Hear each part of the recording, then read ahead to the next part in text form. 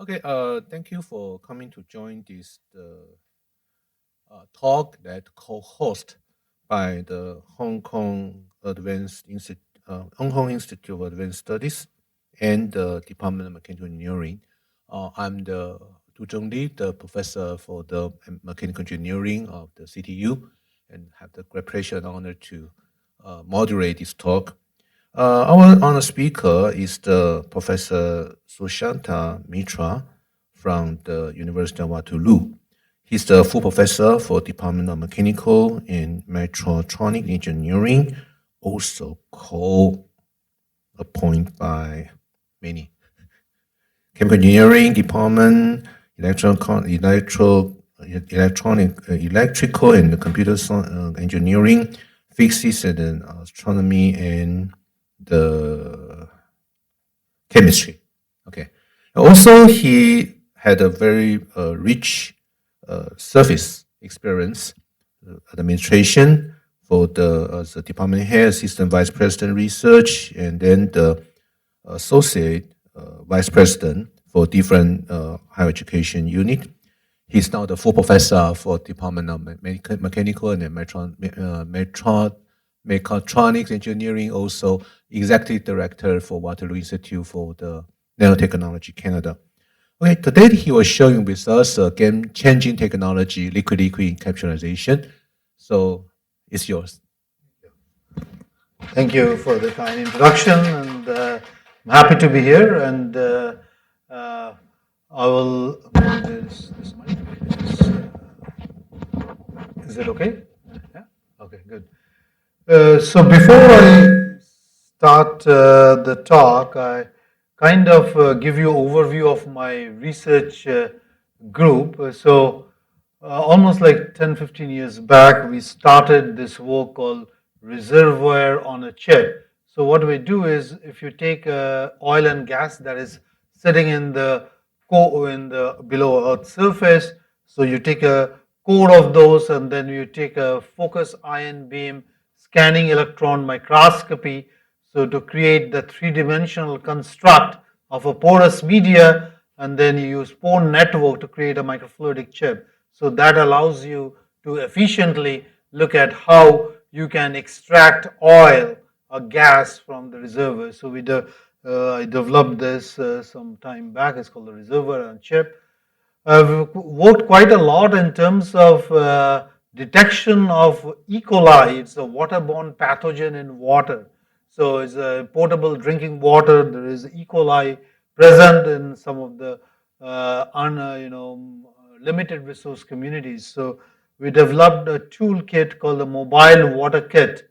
So it allows you to detect E. coli at a much faster rate. It's more on the biosensing application. So we started looking at this problem of under liquid wettability. So if you are, as a material scientist, if you developed any new material, one of the things that you want to characterize is essentially the energies, the surface energy of that material. So often in air, what you do is you put a drop in air and you measure through goniometry the contact angle. But under liquid, things are a bit different. So here it is shown there's a substrate under liquid. If I want to measure the contact angle, it's non-trivial. So what we developed a technique is you keep a floating liquid layer and you extract or you withdraw the needle out of that liquid, so it kind of repels. So here it shows particularly due to the interfacial energy it repels, and then it gets deposited and you get a needle free way of detecting contact angle and so forth. And we modified this technique to an impact-based liquid-liquid encapsulation, which is my talk today. I will discuss in more details. We also developed a lot of work related to active matter. These are very recent work where we use cantilever-based technique, like similar to atomic force microscopy. We want to understand what is the adhesion between drop, which may contain, for example, living matter like E. coli, in this case sperm cells and things like that. How we can measure adhesion forces. So that can be quite interesting. we developed this microscopy tool. It's called refractive interference contrast microscopy. So if you look at any kind of microscopy tool in liquid phase, you are limited by the diffraction limit of the microscope. But using this kind of interference technique, which allows you to look at like thin films of dynamics close to maybe 25 nanometer and so forth, liquid phase. So we developed this technique to look at this in a very systematic manner. Uh, for last couple of years, I've been interested in something quite intriguing. And when I am a mechanical engineer by training, when I went to undergraduate, I've been told that there is a branch of mechanics called solid mechanics, and then there's a branch of mechanics called fluid mechanics. But if you look at the underlying principle of solid mechanics and fluid mechanics, are quite similar. And this is my effort has been for the last couple of years is to bridge solid mechanics in contact. So when you have two pairs of material in contact, which is a contacting pair, which we call a Hertzian contact, a solid-solid contact. When you have the same thing, a liquid drop in contact with the substrate, we call it a wetting. However, by tuning the elasticity of the drop and the substrate, by using hydrogels and so forth, of varying elasticity, you are able to bridge the contact mechanics with these kind of wettings. And so adhesion and wetting can be unified by manipulating the wettability of these material. Also, we do some work in terms of understanding 2D materials, in terms of how water interacts in these kind of extreme confinement. So, for example, in a bulk water, you have water which is in a tetrahedral motif in terms of its water molecule connected with through hydrogen bonding.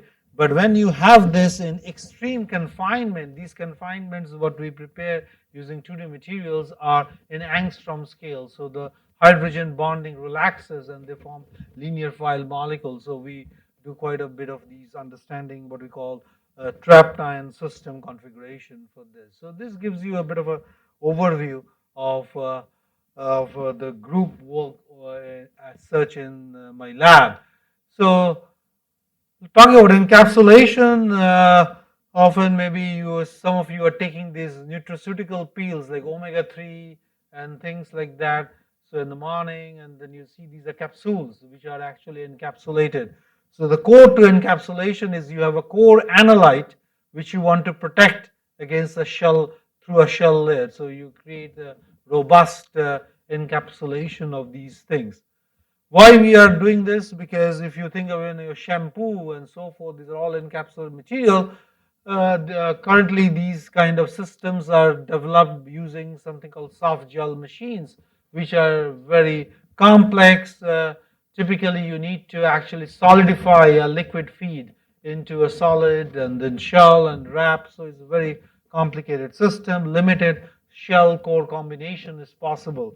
So if you look at the moment you think about encapsulation, often you talk about this microfluidic base, Y-junction encapsulation, oil in water, water in oil. However, any of these people who have worked in microfluidics are aware that it depends upon the wettability. So the wettability is critical for these kind of system, and also not only highly precision manufacturing, but highly viscous liquids, if you want to encapsulate, is almost impossible because of pressure drops that you will have in a microfluidic system is quite high. So other regime people tried is using the elastocapillarity of system. So if you have like these kind of a polymeric material, because if you impact a drop by its elastocapillarity, it will able to wrap, or if this polymer is sitting on any flat surface, it is able to do this as well. So people tried this idea further where they are able to say float some sort of a polymer layer on on a liquid bath, and if you impact, then you can actually get this kind of encapsulation. However, these require very thin sheets. These are in the range of nanometer, and it cannot be scalable. It's good for science publication, but if you have to drive a real engineering system, it is impossible because you can only do one encapsulation at a time. And why it is so, it is there. If you go to the physics of this, there is a competition between the surface tension and elasticity or elasticapillarity, and the flexural rigidity of this material scales as T cube. So, moment you look at thicker membrane, of course, then the elasticity is so large, then the surface tension will not able to overcome the elasticapillary forces. So that's where you see this kind of situation where a drop may just float and the sheet can be just floating and there is no wrapping. So it's a very limited process in some way, and scalability is a big challenge. So what we did is a very simple mechanism. We take a core drop, which the analyte that you want to protect, we impact it on an interfacial layer, which is the floating layer in a hose bath. Through a complex interfacial phenomena, it kind of wraps along because the wrapped state is the most stable state. And you can get, these are the reliability of the system, almost uniform drop. Every encapsulated drop is the most uniform drop because the drop that it forms is really dictated by the Rayleigh breakup of the needle from which, so the size of the needle really dictated the drop formation. So here there are some videos which shows that, how this encapsulation, it flows through this oil layer. In this case, we can functionalize the shell layer. So here we have dyed it, but it can be nanoparticle. I will show you later. And then you can completely engulf and you can see the stable encapsulation of the system. Of course, we patent this process because it's the first of kind, a liquid-liquid complete encapsulation is possible. And this you can see these kind of system. It also drives sustainability because you use less energy because all our chemical reagents are all in liquid phase, so you use liquid phase itself to encapsulate. You don't need a solidification, and also it doesn't introduce microplastics into the system or body and so forth. So health-wise is also good. Why this happened? The crux of it is in the Gibbs-free energy. So what we have is we have the triad of surface tension. So gamma 1 is the surface tension of the core itself in air. Gamma 1, 2 is the interfacial tension between the core and the shell layer. Gamma 2, 3 is the interfacial tension between the shell layer and the hose bath. And when you look at the Gibbs-free energy, the Gibbs-free energy formation of the encapsulated drop needs to follow this triad. Similarly, for stable encapsulation, it has the encapsulated state needs to be the most thermodynamically favorable, so unfavorable states needs to be ruled out as well. So if you look at the combinations of liquids, and here we are using, say for example, core drop, a laser oil, shell is a canola oil coming from Canada. Canola is a lot. Water, for example, hose bath, you can always get this kind of encapsulation. And we tried, 15, 20 various combinations, shell and the core, always you get these kind of satisfaction of the interfacial tension. However, one thing we keep in mind here, and I will slowly look into those as well, is that the shell layer needs to float. So this has to be lighter than the hose bath, otherwise it will not work. And later on, we have overcome these restrictions as well. So these are again some high-speed imaging of this phenomena where there is an encapsulation taking place, and if there is no interfacial layer, of course, there you can't get any encapsulation. However, the one aspect one needs to understand is that when you are moving something through a viscous liquid layer, there is a viscous dissipation. So alone, thermodynamics cannot ensure encapsulation because you have to have sufficient kinetic energy, and this is what is shown here. if your kinetic energy or the height of impact must overcome the viscous resistance. So if it doesn't, then it gets trapped at the interface itself. And so if you look at this is the non-dimensional plot, is the essentially talk about the height of impact or non-dimensional impact Weber number with respect to the non-dimensional shell thickness. If I have a thinner shell, I need lesser height. If I have a thicker shell, I need a larger height. So these are the trapping, and then there is it doesn't get encapsulated, gets trapped, but then this is a penetration and you get a complete encapsulation. Later on, I will show how we overcome this challenge as well, that the trap state can also be a successful encapsulation. Of course, as a scientist, we need to make sure that this is encapsulated for a stable system. So if I have a laser oil encapsulated by canola oil under liquid, so its wetting signature of the composite drop should be the same as canola oil. That's what it's showing here. It actually, the encapsulation protects against corrosive environment. For example, we know ethylene glycol. If I put ethylene glycol in water, it is completely miscible. But when I have this kind of encapsulated interfacial layer, you can see that now ethylene glycol is completely encapsulated and no, it is not miscible with the surrounding hose bath. Whereas in other case, when there is no interfacial layer, it completely gets, engulfed by the system.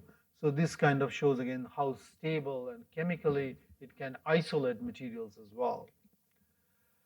The fluid dynamics, we study quite a lot about the fluid dynamics of this. Is quite interesting because you have actually literally have four interfaces because you have three liquid and each of this interacting with the air phase as well. It's a four liquid interface.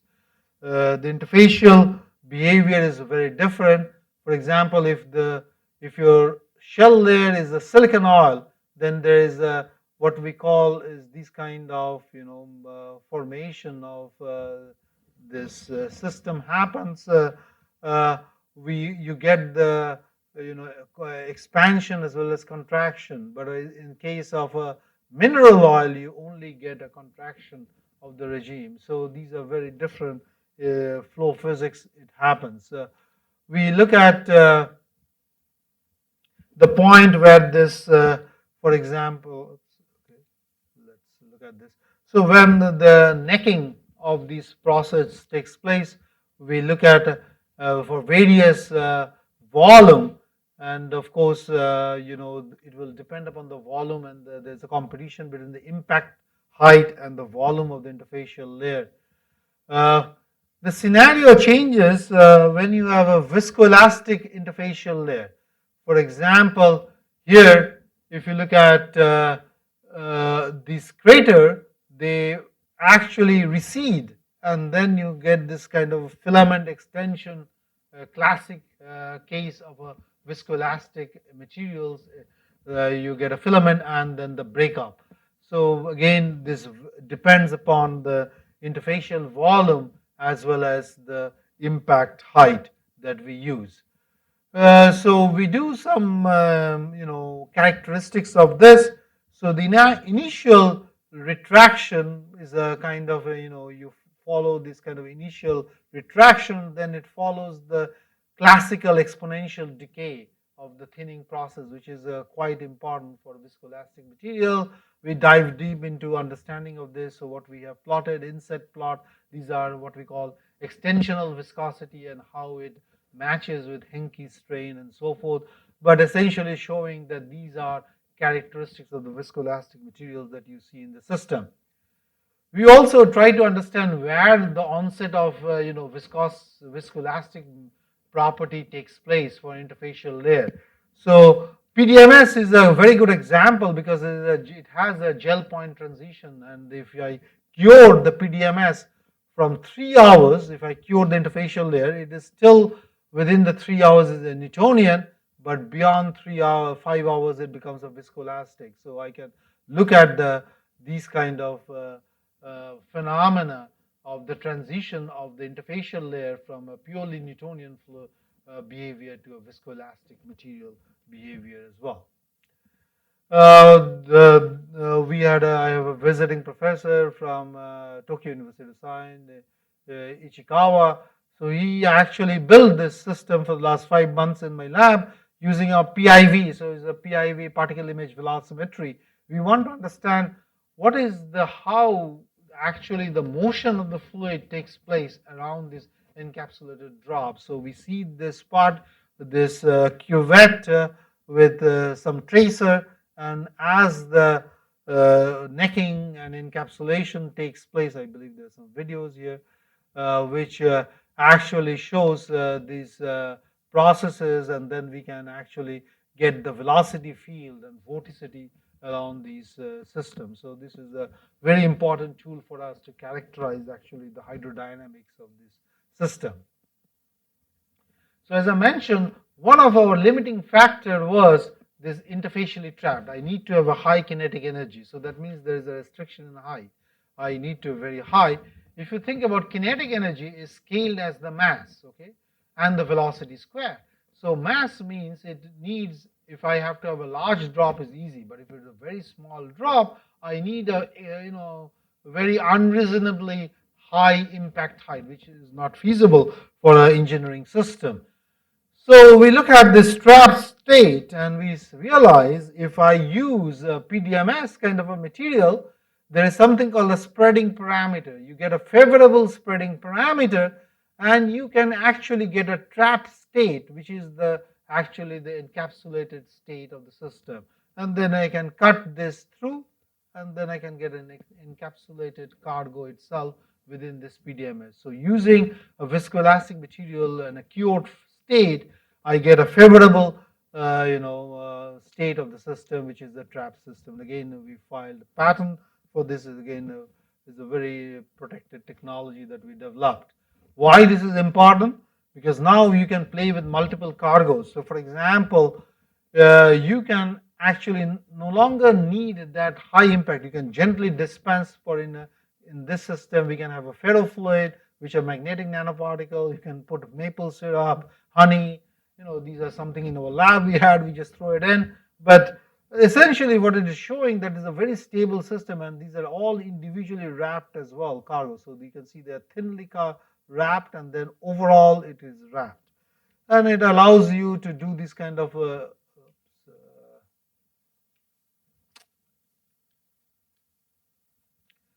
locomotion, but also you can have these as a a flexible system. Why? Because if I want to release my cargo by my fingertips, so the pressure requirement or the force requirement will be very different if I want to chew it and release it. So it's a very different kind of pressure requirement. So I can tune the shell layer, and there is a video, I believe, which shows that you can actually put some based on the thickness of the shell layer, I can actually vary the withstanding pressure. So there's a load cell test that we did based on certain thickness of the shell layer, which is able to withstand certain load.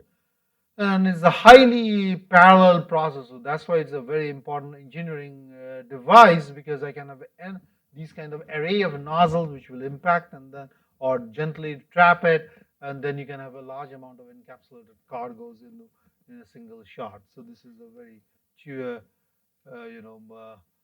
scalable system. There are some videos here as well. Yeah, I think it shows is also you can transfer this by hand and so forth. It's nothing happens. It's a highly robust these encapsulation system. However, one of the challenge I mentioned is that it floats on the shell layer has to be lighter because it has to float on this hose bath. So during this last Christmas, some crazy idea came to my mind, is that how we can overcome this. So we actually this this was a bottleneck, because your shell layer, that is, has to be high, lighter, but there are applications where it can be other way around. You need a heavier shell layer to cover it. So this crazy idea came in my mind, and I told my postdoc and PhD student, hey, during the Christmas, well, we can constrain that, our interfacial layer. So if you put these hydrophobic loop, so these are small loops, the plastic loops you can get in supermarkets, and actually these loops float, and then if you can put a drop or very small amount of interfacial liquid, is very fascinating because there is an interfacial tension and the elasticity of this loop. There is a it balances a heavier liquid, so it can actually float a heavier liquid in some sense here inside the host bath. So you are no longer restricted to this interfacial. Again, we filed a patent for this. We call it constrained interfacial with hydrophobic loop. It's kind of a interesting concept, and then you can do whatever you want. Any kind of liquid you can have heavier, lighter. Everything is now possible in this kind of encapsulation system. So these are showing where if it is you don't have this kind of a constrained layer, then heavier liquid will just sink in. But whereas in this case you can trap it and so forth. So the other aspect of this I haven't touched earlier. When you have an impact, what it does is actually draws air from the surrounding, and it's called entrapment of the air. So some cases you'll get air, a bubble entrapped within the encapsulated material.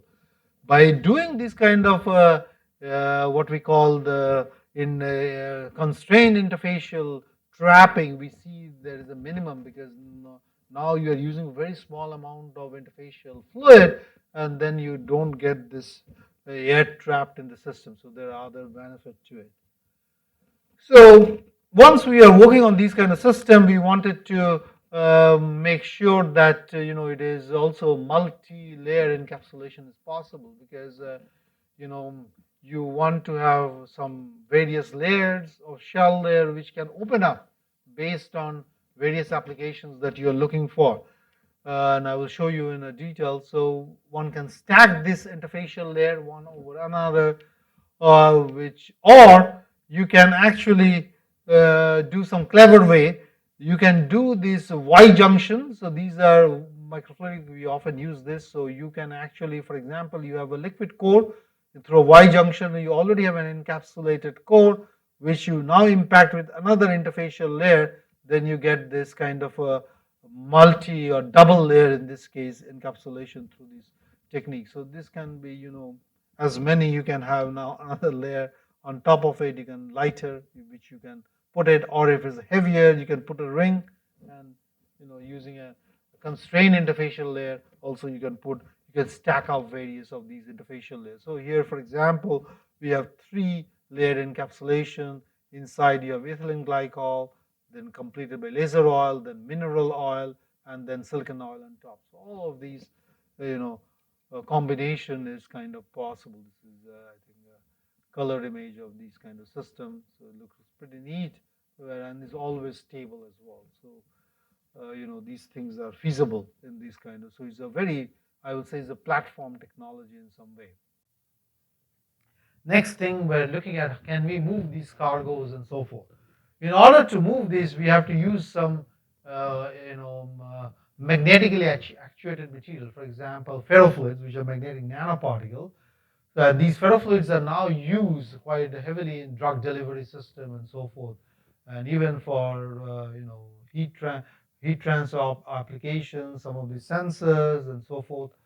So here, for example, we started this work. If I have a core which is a ferrofluid, and now if it's impact on a PDMS, which is a shell layer, if I use a magnetic field, what I can do is I can actually vary the gap between my cell and the magnet. So if I increase or decrease the distance, I can vary the degree of magnetization. So if I bring it closer, actually it will pull it, the ferrofluid, and it will go through the interfacial the shell layer PDMS and will wrap it. So this is what showing a thin PDMS layer is wrapped by using this kind of technique. Of course, the hydrodynamics and fluid mechanics of this is a bit complicated because not only you have to play with the interfacial tension, but you have the additional magnetic forces that you have to take into consideration. Nevertheless, this is showing that on the x-axis you have a bond number, which is essentially the strength of the magnetic field, and in the y-axis is the thickness of the PDMS layer. So there is a fine balance of this. So if there's a right balance, you'll get this encapsulation, which is shown here. If it's unfavorable, then you can actually get the rupture of the shell and so forth, and it can spread. So there are no encapsulation states, and all these are feasible. So we can come up with this kind of regime map of the tuning the thickness of the PDMS layer and the magnetic field itself. And once you have this kind of wrapped cargo, which is a magnetically actuated material, I can now move it at different locations. So, and also more important, I can wrap similar materials. So you know that if you have two drops of same material, when they come in together, they coalesce because the inside film goes through a film drainage because they initially are connected to van der Waals forces, and then they go drainage. But here you see that they are never coalescent. That means they are individually wrapped by a very thin PDMS, and overall you can wrap it. So you can have, one single composite cargo. You can have a ferromagnet, you can have a paramagnetic materials and so forth. So it gives you a lot of leverage in doing this. Then what we did is instead of the core as a ferrofluid, I can have a shell layer, the floating interfacial layer, as a ferrofluid, and that gives us a very interesting tool. Why? Because if you look at this is actually encapsulated drop, which is very thin ferrofluid shell layer is encapsulated. As I mentioned, ferrofluid is a magnetic material. These are tiny nanoparticles. When it gets wrapped, actually buoyancy plays a role. So these materials, the ferrofluid, the magnetic nanoparticle actually will go towards the apex of the drop. So that's why you see darkened region at the top. Here I am showing here is the ethylene glycol as a drop which is encapsulated inside a laser rod and then completely engulfed by a very thin shell layer of ferrofluid. And that's why this blackish region is actually the magnetic particles. And this is very favorable for me because if I now bring a magnetic, uh, a permanent magnet here, actually I can pull all these ferrofluid particles toward from the apex to the bottom, and then I can release the cargo. I can rapture the cargo of my core, and that's what we have done. We can vary the magnetic field. We can play around, move things with a ferrofluid as a shell layer. But the crux of it is that by varying the magnetic field, I can move all the nanoparticles from the apex of the drop to the bottom of the drop, and then I can do all sorts of chemical reactions and mixing, so to speak. So here, for example, we start with two drops at distinct different distance apart. By placing the magnet, I can bring them together. So here, if you see the arrow, there are two distinct payloads are there. There is a one ethylene glycol drop from one drop, and the other one is from another payload. I can bring them in contact. Now the ferrofluid shell layer becomes, because these are similar materials, so the drainage phenomena will take place, so the thin film gets drained, but still you can keep the two of them intact as separate. So this is very powerful because you can have two moieties of completely different origin. You can bring them together, create a composite drop, but still the entities remain, and then you can fuse them, and that's what in this video I think is shown here, where you can fuse them, and then you can create so-called reactions and so forth as well. So these are interesting dynamics you can do with the system. So you can essentially create microreactors within the system. And our end goal is at the end, we want to release the cargo at our will. So, for example, here we have dyed this ethylene glycol with water, and now at a particular magnetic field, I can actually release the ethylene glycol out of this composite drop, and in a hose bath, it becomes miscible, so you get a pinkish color and so forth. So then it becomes a very powerful tool where you can move things, and then at your will, you can release the material that you want to do as well. So, and being stably encapsulated, this is very critical because it prevents you, as I showed you, against any kind of an outside environment. That's important because you don't want to get things miscible inside the environment. That's why you need this kind of encapsulation as well. So I think this kind of gives you a kind of a snapshot of this as a platform technology where you can actually use this in various ways. You know, you can move the magnetic field by moving the or draining of the these interfacial layers. You can actually move things material. You can coalesce them. You can release them and so forth. So it's very powerful. We also like to be a bit imaginative. For example, can we do something like a Janus drop, encapsulate? With Janus is a Greek god which is two-phase, so you can have multi-phase system and encapsulation. Well, this is again very interesting. It can be possible. So we create this Janus drop in here, and then we encapsulate this through an interfacial layer. And this interfacial layer can be, say, a canola oil. It can be a PDMS as interfacial layer, or also it can be an oil-based ferrofluid. All these are possible. And if you do this kind of, for example, encapsulation of this Janus drop, which has two different materials based on this application, you can do a lot of manipulations, release of cargoes, and so forth. So all these were shown as a liquid system drop itself.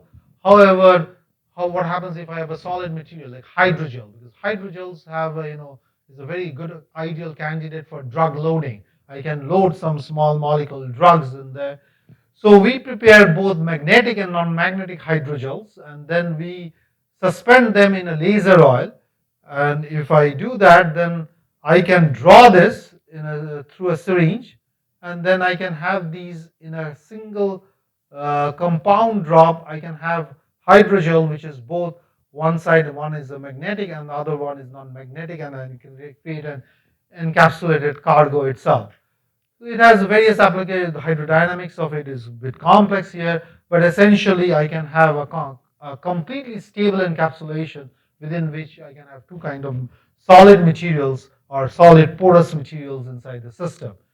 So by increasing the magnetic field, again, I can bring a magnet. I can actually preferentially release the magnetic part because I can.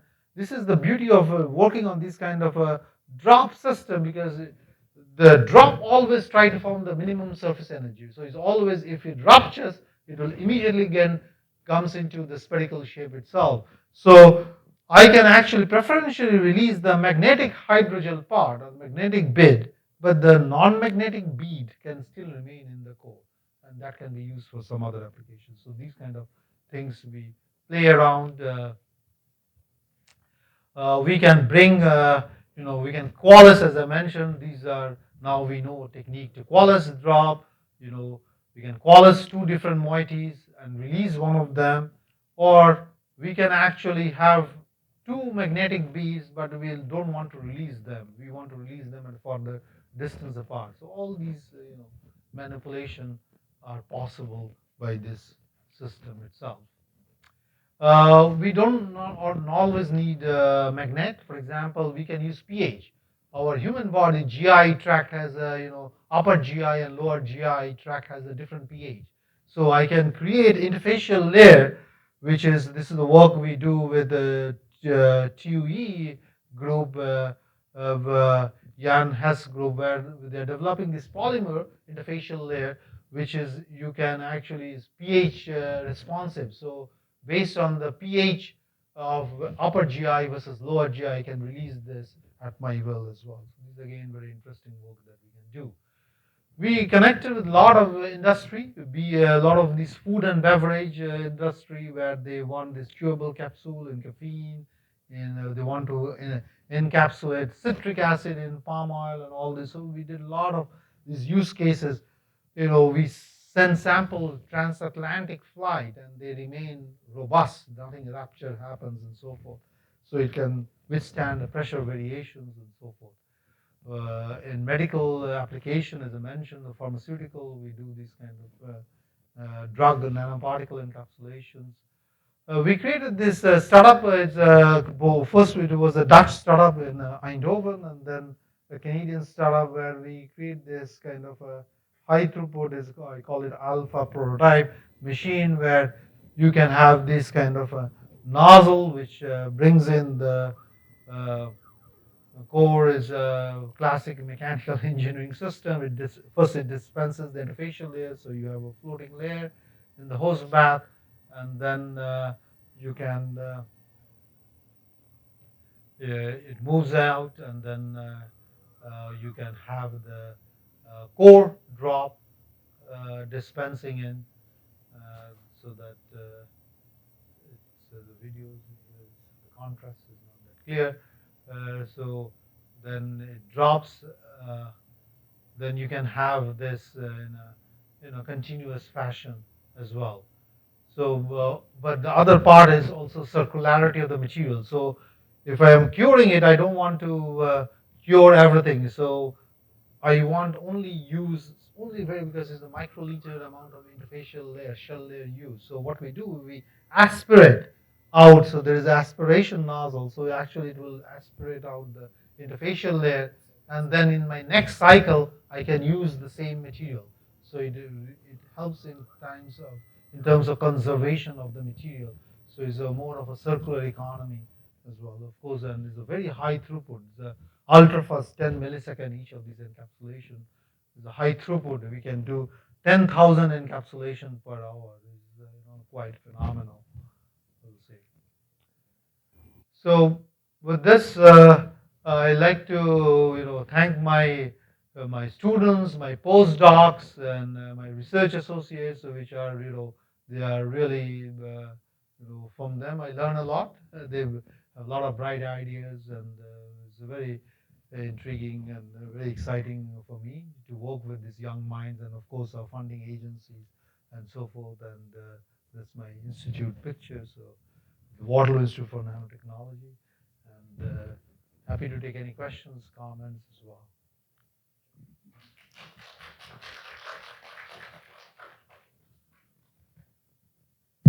Okay, many thanks for the Professor Mitra for fascinating talk. And so, well, any question, comment from the floor first? Thank you for your nice talk. So basically, I come from the MSE department. So I have two questions. Sure. One question is for fixed system. Can you really control the size of the drop? Drop, yes. So the size of the drop is really dictated by the needle size. So the needle size, these are polymeric needles, so it goes through breakup. You can get millimeter size, micron size. Even if you want to get even smaller sizes drop, you can use a piezo-driven which does acceleration, and then you can get a very small size.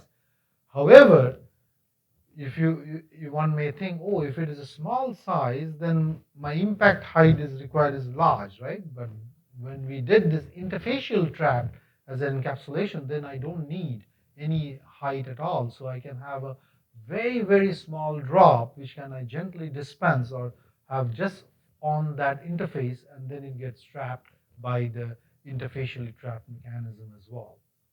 Okay, thank you. So my second question is, basically you have tried the magnetic fields, right?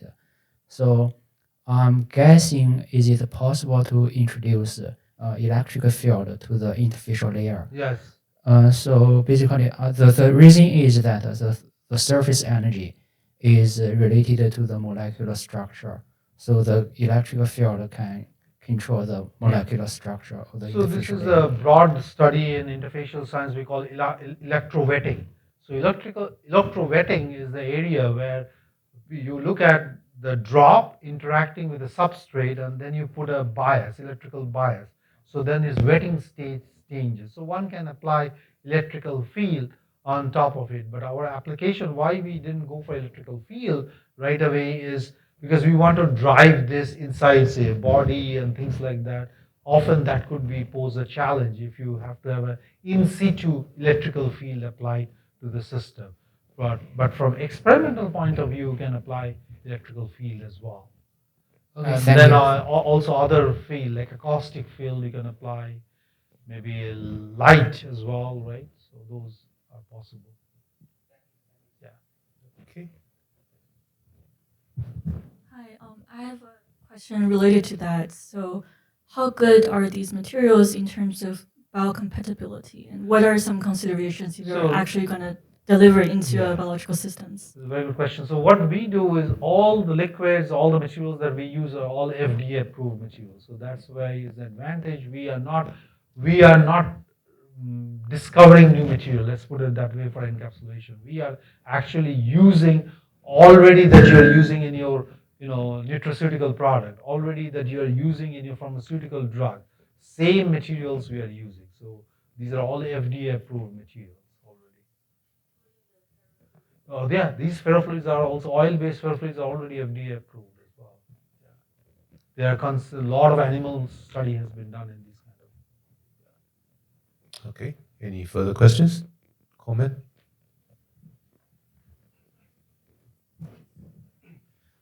Thank you for your amazing talk. I'm Jack Low from Mechanical Engineering. As you mentioned, that there's a four-phase system. So how do you avoid the air being trapped inside the droplet? Yeah. So as I mentioned, when you have a high impact height, then air gets trapped into the system and you get the encapsulation. But when you have a very reduced, it becomes a bit of a stochastic process. We are still trying to pinpoint which case the air gets trapped and what cases where it doesn't get trapped when you have a very low impact Weber number. So that's why this interfacially trapped ring or interfacially trapped system is much favorable, because in those cases you don't get any air trap because there's no impact height. But other cases there's always a chance of this air trap happening. The release height is like this? Yeah, when you have this very small height. I see. Thank you very much. Yeah. There's no entrainment effect doesn't come into play. So any? Please. So, thinking about the biological system again, if you take this material as an injection, they basically travel in a confined space. So that would be slightly different from the experimental Open, condition you yes. presented. So have you considered Yeah. confinement? Confinement. So it's a very good question, but these confinements are, for example, in a biological system will be something like this. Say, this is a case, right, where you take it a syringe, right? So this will be a syringe, and where you have these kind of particles. In this case, a magnetic. This is a porous material where you have a drug candidate molecule which is embedded inside this porous material, right?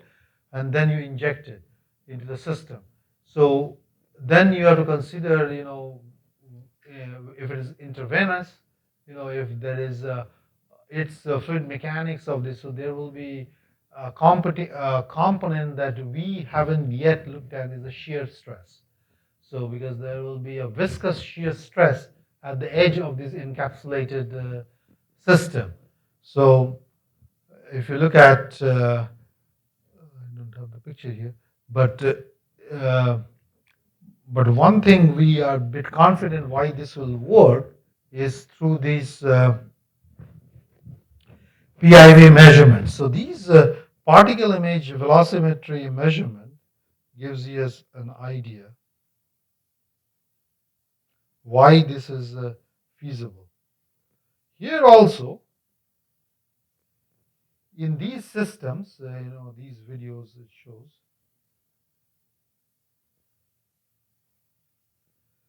That's why we are after this vorticity measurement of these at the very close to the drop. Of course, the confinement is large. It's bad, but here also there are shear stresses in the drop itself, but the shell layer is able to withstand this shear stress itself. But now the question is if this is a confinement or this is in the cuvette, but if my confinement here, like very narrow, right, in a micron size, then it's we have to think a bit in terms of because of the high shear rate at the wall, it can have some challenges. So,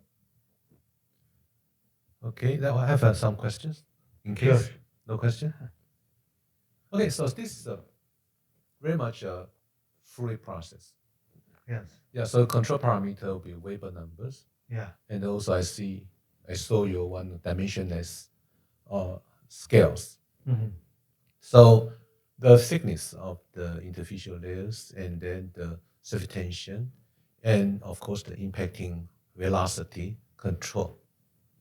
So for these, of course, that the thickness of it, they will control the encapsulating layer For the thickness.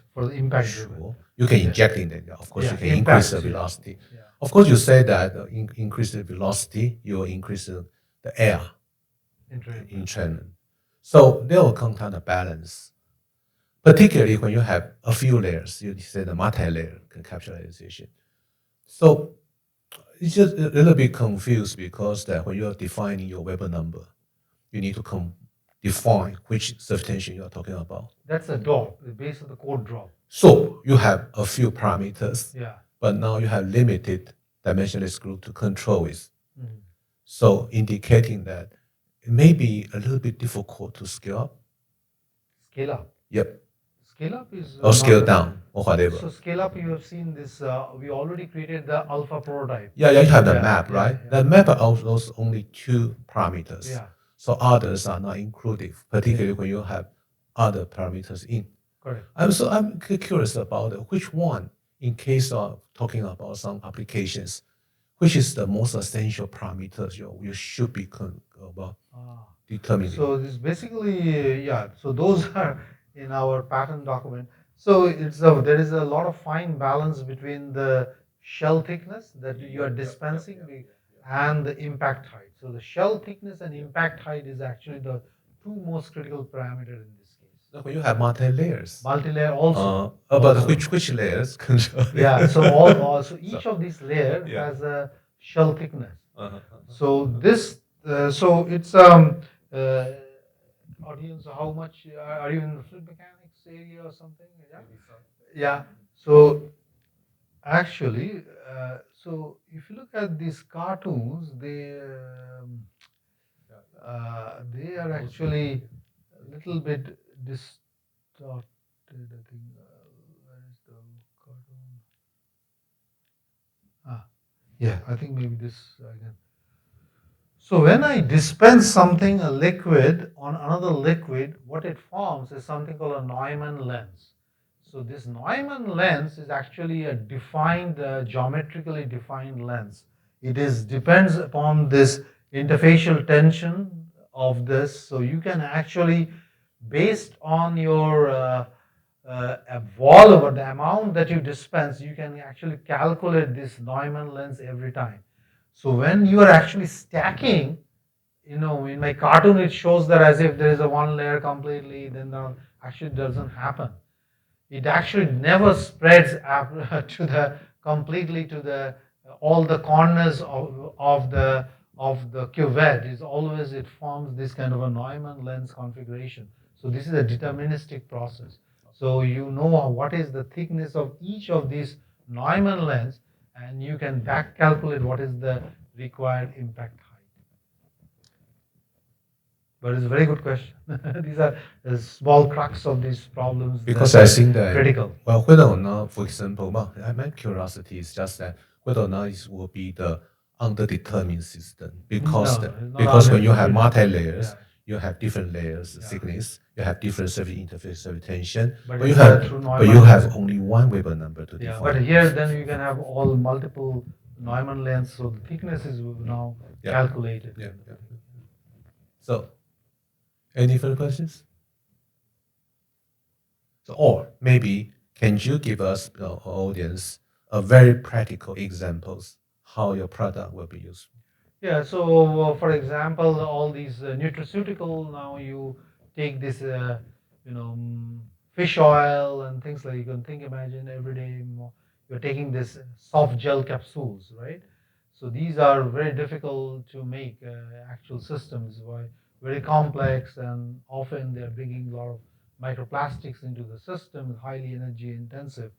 But this kind of encapsulation, you can do, high throughputs is very important for industries who are nutraceutical and pharmaceutical industries. So these are, So, which kind of application that we need to have some kind of the release of the part of the encapsulation? well, release is for targeted drug delivery. For example, Uh, any like kind for of for the example- audience. Yeah, so if I take these kind of encapsulated, say inside the hydrogel, I encapsulate it, and then I can use an external magnetic field to move it to a particular target, maybe a tumor location or something, where I can release the chemotherapeutic reagent. So it becomes if someone is going through a cancer treatment, the chemotherapy is now used as entire body system, right? But now you can have a localized chemotherapeutic agent that you can release around the tumor and so forth. So these becomes a precision medicine and targeted drug delivery applications as well. Okay, yes. Still there is some question. Thank you, Professor. So I want to ask, so like you mentioned that in your lab you also research on the biosensor research. So will you be considering to merge these two technologies, so like you can use the magnetic field to locate the medicine to like cure a tumor at that particular place?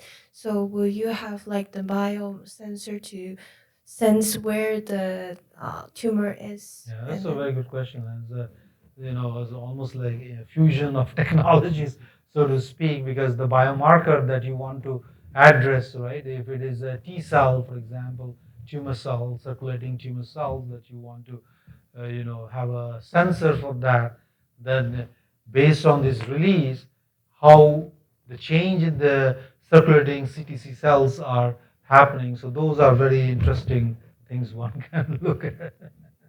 Very good, but of course you have to start with the animal model studies. Okay, any further questions? You want to make further comments? No, I think it's good. Thank you for this opportunity. Really enjoyed. Okay, thank you for coming, and then please join me this. Thank you. Okay, okay, thank you.